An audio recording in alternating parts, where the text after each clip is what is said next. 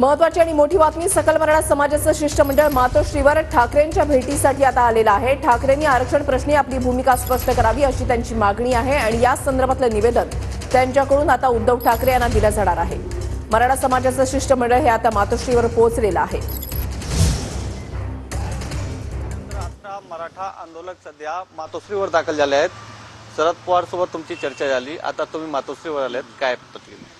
कारण की 3-4 दिवसापूर्वी आम्ही सन्माननीय शरदचंद्र पवार साहेब यांची छत्रपती संभाजीनगरमध्ये सर्व शिष्टमंडळांनी भेट घेतली होती सकल मराठा समाजाच्या वतीनं आणि त्या बैठकीमध्ये सुद्धा पवार साहेबांनी लाईव्ह चर्चा करण्याची मागणी केली होती। त्या चर्चेतून जो ओबीसी मधून मराठ्याला आरक्षण दिल्यास आमचा पूर्ण पाठिंबा राहील असं त्यांनी जाहीर केलं, आम्हाला सांगितलं होतं।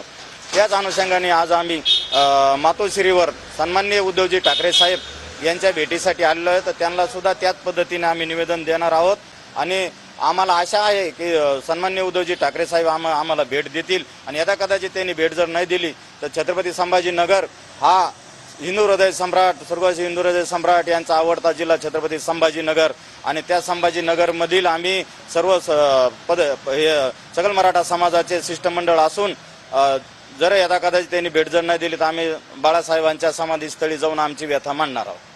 निवेदन पण आलं।